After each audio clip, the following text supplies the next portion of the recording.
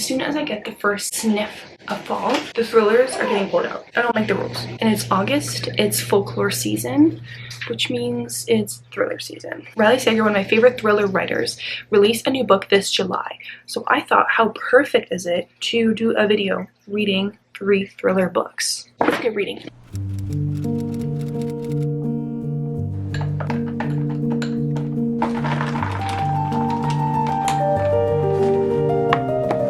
Alright, I read a lot of this last night and I've got 60 pages left. And when you have this much left in a thriller book, you know something silly is about to happen.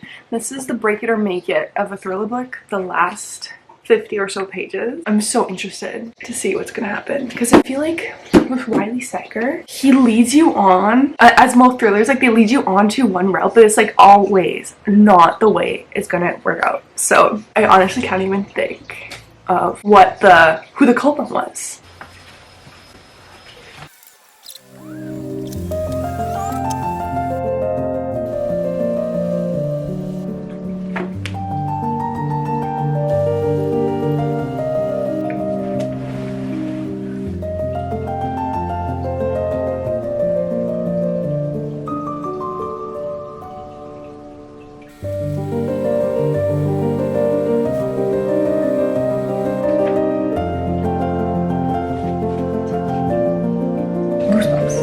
Let's chat about The Middle of the Night by Riley Sager. So of course, Riley Sager never disappoints.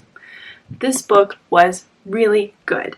Checks all the boxes when it comes to thrillers. Was it my favorite Riley Sager?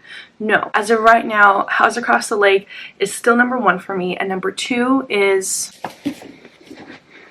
The Only One Left. This one does come in at #3. To be fair, I've only read 3 of them. So the story is about these 2 boys who grow up in a seemingly very small suburb town, quiet, your picturesque cul-de-sac, white picket fences, and these 2 10-year-old boy best friends decided to camp out at night in a tent in the backyard, except when one of them wakes up in the morning, the other is gone and there's a slash in the tent. Years later, the one who woke up, Ethan, is now 40, I think, 40, and returns to the cul-de-sac, returns to his family home, and then starts feeling the presence of Billy, the boy who disappeared. One notable thing about this book is that it actually made me cry sad tears. And not in the this is horrible, I mean, yes, in the this is horrible kind of way, but you know how some thrillers get you in the sickening kind of way? This one got me in the sad kind of way. I've never had a thriller do that to me. I was definitely not expecting some of the plot twists I experienced in this book. And the thing about Riley Sager, like his plot twists don't end. I almost felt like in The Only One Left, there's too many plot twists. Like my head was just like swinging left and right. This one, good amount of plot twists, really enjoyed it. Less high stakes than the other 2. This one wasn't as scary as The Only One Left. Overall, I really enjoyed it. Can't wait for his next book next year. And this was like a very enjoyable start to this video. I like it. I like it. It's only August, but knowing my editing speed, this is gonna come around in the fall time. So I'm prepared. I'm ready to be in the fall theme with you guys. Next book I am starting on my thriller reading vlog is The Whispers by Ashley Audren. So this was recommended to me by one of my best friends, Holly. She really liked it. She said it kind of gave small town gossip. The main characters are women, love that. And I truly know absolutely nothing about this book. And I trust Holly. So let's get into it.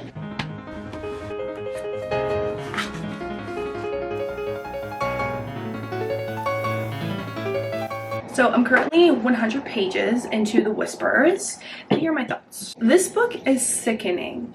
All of these characters are so screwed up. I understand the sickening aspect is what the author wants us to feel, but it truly makes my skin crawl. Not a single one of these characters is okay in the head. I would argue that all 4 of the perspectives, they're all slightly jealous of each other, and they all show it in different ways, and all in different screwed up ways. I have 200 pages left.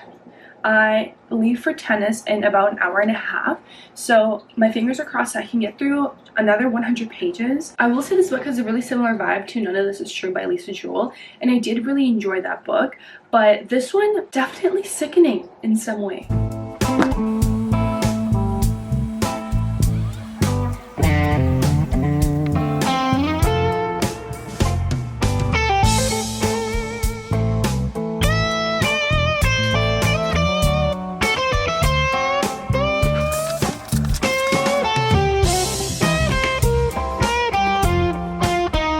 The ending doesn't make sense to me. I don't get it. Well, I get it, but it just doesn't make sense. Let's talk about The Whispers by Ashley Audrain. Wow. I had to describe this book in one word, that would be sickening. This book was sickening. I felt sick to my stomach sometimes. I wanted to throw up. If you're looking for a thriller that's going to extrude that kind of reaction out of you, this is definitely the book for you. Alright, so what is this book about? This book is all about a mother's intuition. That intuition that moms get is called The Whispers. This book sets place in a gentrified neighborhood. So there is people of wide variety, backgrounds, class status, and incomes. Months before the book takes place, one of the wealthiest families on the block had a party where the mom had ended up yelling at her child in a very aggressive manner, and the entire party heard. Months later, her child falls off of the third story of their family home and ends up in the hospital. What happened? This cul-de-sac of chit-chatty moms have their own thoughts. What's cool about this book, there's so many different perspectives, so many different women from different walks of life, and it really touches upon the envy women feel towards other women. The way one mother would look at another mother, envy what she has, only for that same mother to have those same envious feelings towards the other mother, if that made any sense. Is this thriller going down as my favorite thriller ever? No, because it was truly screwed up. There's things happening in this book that I wish to never read again, ever. It was just so cruel. Next book I'm hitting up on the list is Ruth Ware's One Perfect Couple.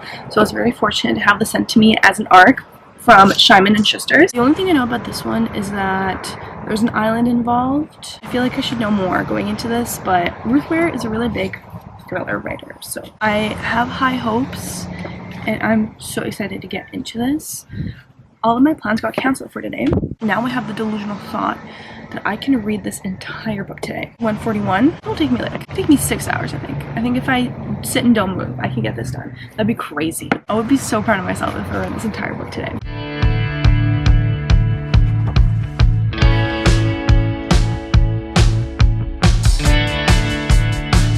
So I've read 1/3 of the book. I have made it to the second part, The Storm. One cool thing about this book is that in the first half, part of the chapters will be broken up by a radio broadcast. Oh, I should tell you guys what this book is about now that I know. Okay, I had to move because it just got really dark in the chair I was sitting in. So this book is about a reality TV show. 5 couples are sent to a remote island. It's pretty much a competition to see who is the best couple. Something we do find out in the very early stages of the book, that there is a storm. They can't seem to reach help and people are dying. And that is like the thriller portion. So in the first half of the book, the chapters would be interrupted by radio broadcasts of the contestants of the show.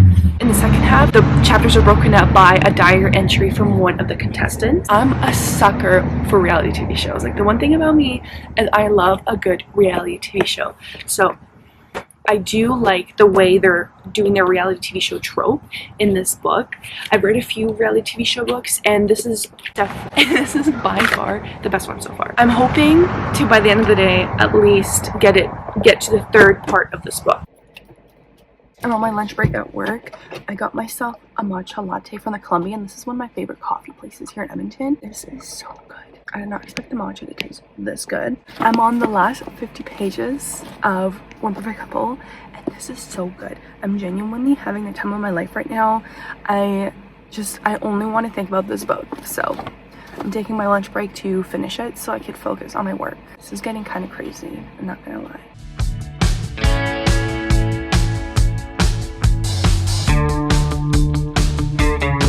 One Perfect Couple. This book was crazy.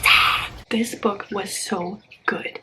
Truly enjoyed this book way more than I ever thought I would. It was suspenseful. I was on the edge of my seat.